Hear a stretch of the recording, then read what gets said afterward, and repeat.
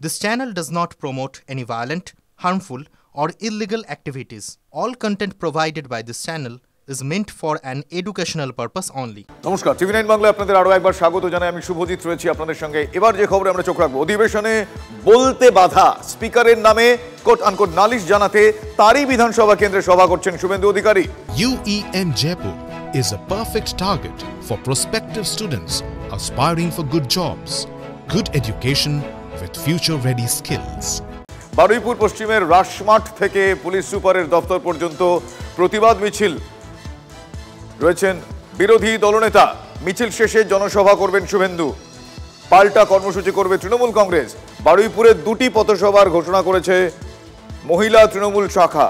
বারুইপুর পুরাতন বাজার এলাকা এবং ঋষি বঙ্কিমনগর মোড়ে পৃথক এই দুটি পথসভা করা হবে বলে জানিয়েছেন বিমান বন্দ্যোপাধ্যায় ঘনিষ্ঠ বারুইপুর পুরসভার উপপুর প্রধান গৌতম দাস।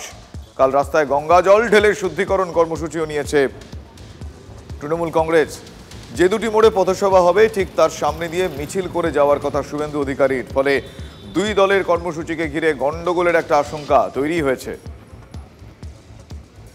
বিকেল ৩টায় বারুইপুরে বিজেপির সব এমএলএ যাবে।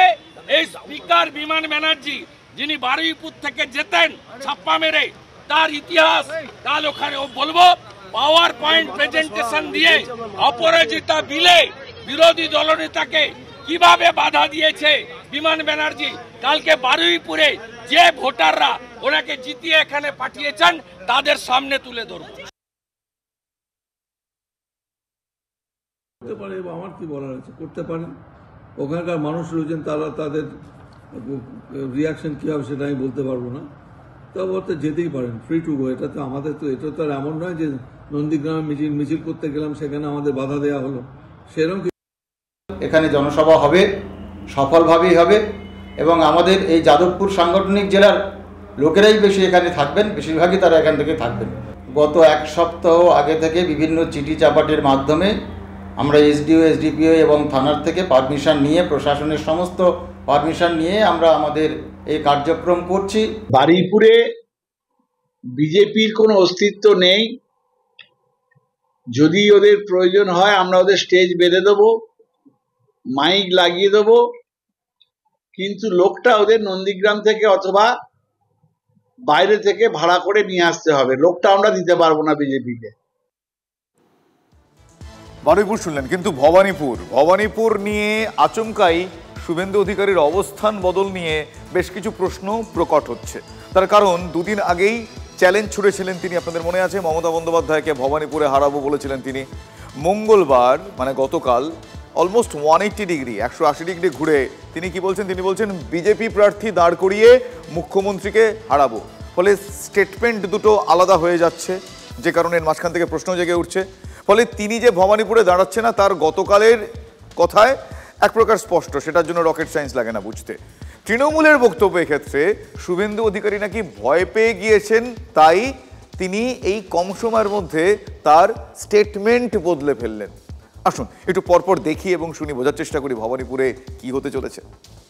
ভবানীপুরেও 26 সালে বিজেপির প্রার্থীকে দিয়ে উনাকে হারাবো। কি বলতে চাইলেন বিরোধী দলনেতা? প্রার্থীকে দিয়ে হারাবেন? প্রার্থী তিনি নিজে নন। এই যে কদিন ধরে বলে চলেছিলেন ভবানীপুর তাঁর কাছে ইজি, ভবানীপুরে মুখ্যমন্ত্রীকে হারাবেন। আমার তো মনে হচ্ছে যে নন্দীগ্রামের থেকেও ভবানীপুরটা আমার কাছে খুব ইজি। শুধু তাই নয়, শুভেন্দুর দাবি ছিল তিনি ভবানীপুরে পা রাখতেই নাকি টলে গেছে তৃণমূল শিবিরের আত্মবিশ্বাস। আমি ভবানীপুরে এক কাপ চা খেয়েছিলাম, তাতেই উনি সন্ধ্যাবেলা 8টা কাউন্সিলরকে ডেকে কাল থেকেই নেমে পড়, আরো 5 বছর হারার যন্ত্রণা বয়ে বেড়াতে হবে। শুভেন্দুর কথার প্রাথমিক সমর্থনও মিলেছিল তৃণমূলের প্রতিক্রিয়ায়। এপিকে ভুতুরে ভোটার খুঁজতে তৃণমূলের ভোটার তালিকা যাচাই অভিযান শুরু হয়েছিল খাস ভবানীপুরে, খোদ মুখ্যমন্ত্রীর পাড়া থেকে। 3-4টে পেলাম যারা এখানে থাকেন না অথচ নাম আছে। কিছু আছে যেগুলো যে ভোটারের এখানেও কোনো অস্তিত্ব নেই।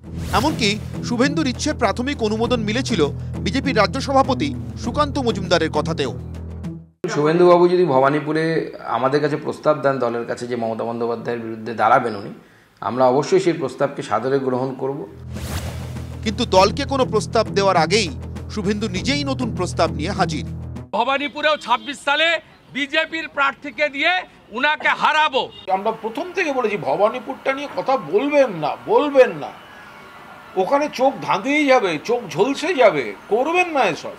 শোনেননি, এখন তো কথা যা শোনা যাচ্ছে যে সেই একটু ব্যাকআউট বলতে যান কেন এসব। সোমবারই কেন্দ্রীয় স্বরাষ্ট্রমন্ত্রী অমিত শাহের সঙ্গে বৈঠক করেন শুভেন্দু অধিকারী।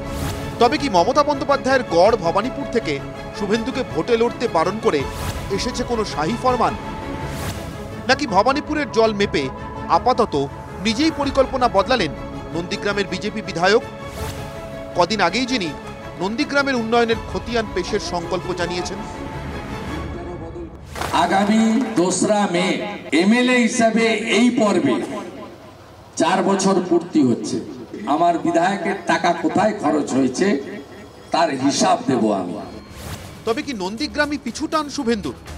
রাজনৈতিক প্রতিষ্ঠার কর্মভূমি ছেড়ে মুখ্যমন্ত্রীর জন্মভূমিতে ভোটে লড়তে চান না বিরোধী দলনেতা? গতবার নন্দীগ্রামে বিজেপির প্রার্থী শুভেন্দুকে টক্করে বাঁধতে মমতাই গিয়েছিলেন ভবানীপুর থেকে নন্দীগ্রাম। ফল হয়েছিল উল্টো।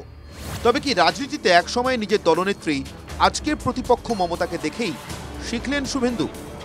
প্রশ্ন অনেক, উত্তর খুঁজতে বিতর্ক শুরু।